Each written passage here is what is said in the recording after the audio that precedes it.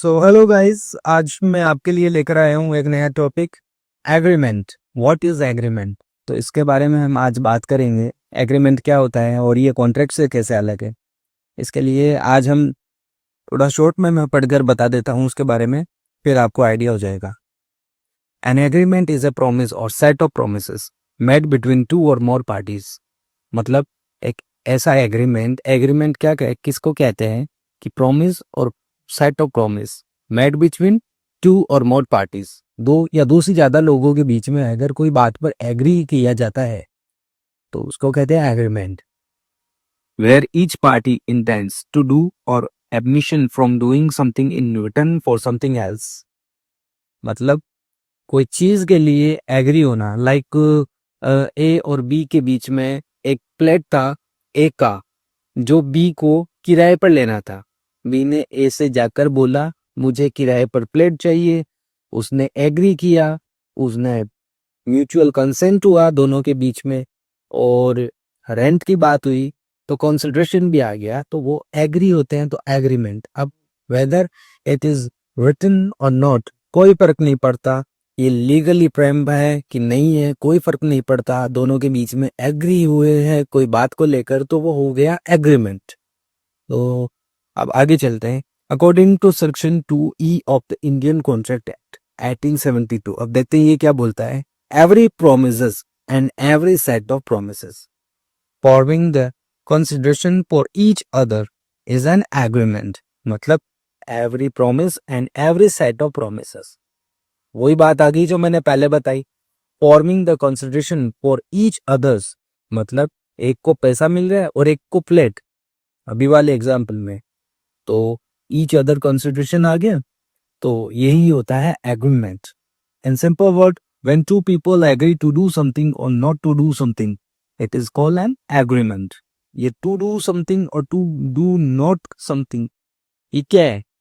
इसका मतलब है कि कुछ करने के लिए पैसा, कुछ नहीं करने के लिए भी एग्रीमेंट होता है कि तुम ये काम बिल्कुल मत करना, उसके लिए भी एग्रीमेंट होता है। अब इसका एग्जाम्पल है वो देखिए। ए प्रॉमिस करता है बी को paint his house next week and B promise to pay 5,000 this in agreement because there is mutual consent and promise. मतलब ए ने बी से प्रॉमिस किया हुआ है पेंट करने के लिए और बी प्रॉमिस कर रहा है पेमेंट करने के लिए, पेंट के बदौलत पेमेंट, तो ये दोनों बीच में एग्री है, वो हो गया एग्रीमेंट। अब इसमें कहीं भी रिटर्न नहीं है, वो अगर म्यूचुअली एग्री है तो एग्रीमेंट होता है। की फीचर ऑफ एन एग्रीमेंट, इसके बारे में आज बात करेंगे। तो की फीचर आया है एग्रीमेंट का, तो ये पढ़ लेते हैं।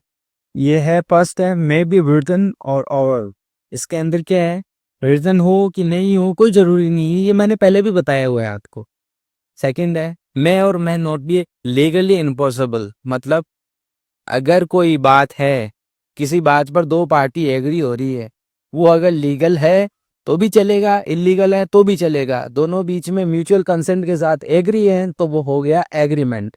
लाइक मेरा ये 5 करोड़ रुपए हवाला का पैसा है, काला धन है, तुम अगर दूसरी सिटी में लेकर जाओगे तो मैं तुझे 10% दूंगा, वो एग्री कर रहा है, तो वो एग्रीमेंट। या किसी की मुखबिरी करो, पुलिस वालों को बताओ, पुलिस वाले तुमको पैसा देंगे, वो क्या है, एग्रीमेंट। बस। तो मैं और मैं not be legally impossible. And third है बेस्ड ऑन म्यूचुअल कंसेंट। ये सबसे मेन है, दोनों के बीच में म्यूचुअल कंसेंट होना चाहिए, तभी होगा एग्रीमेंट। ये तीन चीजें होनी चाहिए। सो अब नेक्स्ट है फीचर ऑफ एन एग्रीमेंट, तो इसके बारे में पढ़ते हैं। For an agreement to be recognise as an agreement the following essential feature must be present. First क्या है, ऑफर एंड एक्सेप्टेंस। मतलब सबसे पहले क्या होना चाहिए, सामने वाला ए पार्टी बी पार्टी को ऑफर डालेगी और बी पार्टी एक्सेप्ट करेगी, तो ऑफर एंड एक्सेप्टेंस होना चाहिए। ये इसके बारे में पढ़ते हैं। One party makes an offer and the other party accept it. ठीक है। Example, A offers to sell his laptop to B for 20,000 and B accepts. तो ये हो गया फर्स्ट चीज। सेकंड है mutual consent, both party must agree freely and voluntarily without coercion, under influence or fraud. ये third है, sorry ये second है। सो थर्ड है intention to create legal relationship. Third क्या है? Intention to create legal relationship. The party must intend that the agreement will have legal consequence. और second line क्या है? सोशल और डोमेस्टिक प्रोमिसेस में not qualify as agreement enforcement by law. तो इसके अंदर क्या है? Intention to create legal relationship, मतलब पार्टी आमने सामने होनी चाहिए। ऐसे नहीं कि अखबार में देख लिया और एक तरफा ही प्यार मोहब्बत हो गई और वो हो गया एग्रीमेंट, आपने उसको कह दिया, लेकिन वो एग्रीमेंट नहीं होता। एग्रीमेंट में लीगल रिलेशनशिप, दोनों पार्टी मिल ही रहनी चाहिए, दोनों बात करे इस बारे में, उसके बाद में ही तो होगा ना। तो ये है सेकंड लाइन। तो फोर्थ आता है कॉन्सिडरेशन। तो इसके अंदर क्या है? Each party must provide something of value in return. और एग्जाम्पल क्या है? पेमेंट फॉर गुड्स सर्विसेज और वर्क डन, मतलब much provide something of value in return. पैसे के अंदर कंसिडरेशन होना चाहिए। और फिफ्थ है lawful object. The purpose of agreement must be legal and not against public policy. तो इसके अंदर मैंने आपको बताया था कि लॉफुल ऑब्जेक्ट तो होना ही चाहिए, एग्रीमेंट तभी होगा, उसके बाद में ये एक कॉन्ट्रैक्ट का बेस बनता है। तो एग्जाम्पल क्या है? Agreement to sell alcohol illegally, ये नॉट वैलिड है। तो सिंपल ही है, ये लीगल होना चाहिए। तो थर्ड आता है type of agreements. Agreement can be broadly classified into two types. First, enforceable agreement and second है नॉन इनफोर्सेबल एग्रीमेंट। फर्स्ट पढ़ते हैं। There are agreement that fulfil all legal requirement and are impossible by law. And इसका example क्या है? Employment agreement, sale of property, service contract या कुछ भी तरीके का कॉन्ट्रैक्ट, रेंट एग्रीमेंट, जो भी आप सोच सकते हो जो लीगली आता है वो इन्फोर्सेबल एग्रीमेंट होता है, वो कॉन्ट्रैक्ट बनता है आगे जाकर। पहले एग्रीमेंट होता है। एग्रीमेंट और कॉन्ट्रैक्ट में भी फर्क बताऊंगा मैं बाद में। अब सेकंड है नॉन इन्फोर्सेबल एग्रीमेंट।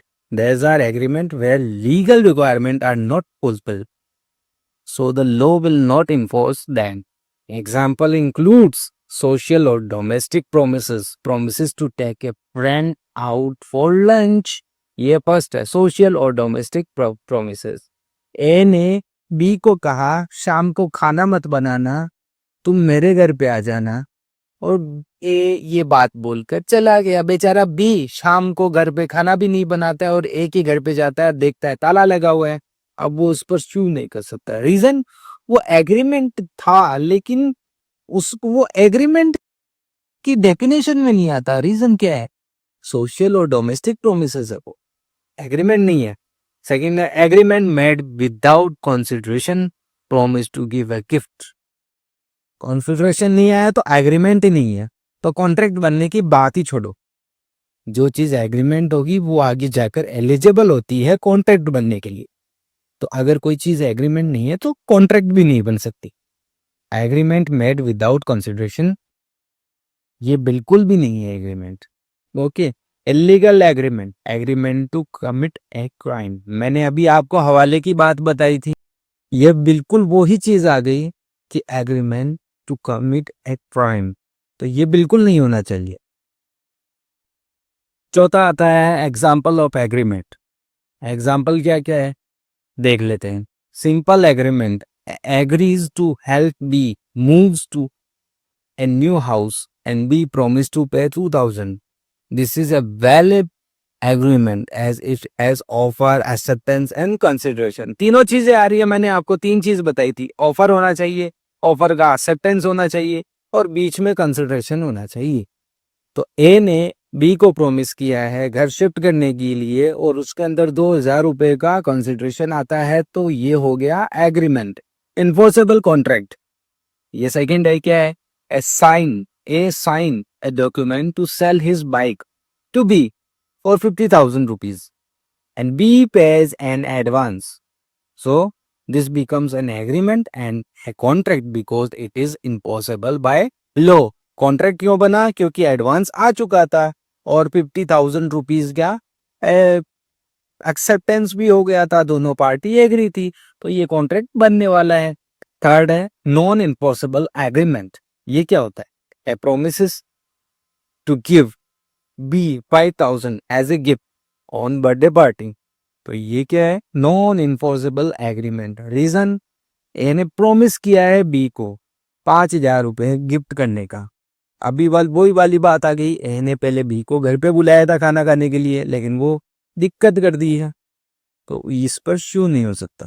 ठीक है, और since there is no consideration it is an agreement but not impossible by law.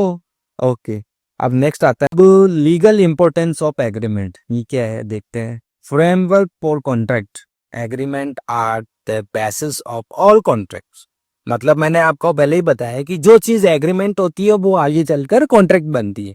तो ये क्या है? फ्रेमवर्क फॉर कॉन्ट्रैक्ट, बेसिस है किस चीज का? कॉन्ट्रैक्ट का। सेकंड है डिफाइंस राइट एंड ड्यूटीज। मतलब दोनों पार्टी की राइट क्या क्या है और ड्यूटी क्या क्या है, इसके बारे में क्लेरिफाई करता है। Clarify the responsibility of each party. And third क्या है? Dispute resolution. In case of disagreements a legally recognized agreement can be used in court to enforce obligations.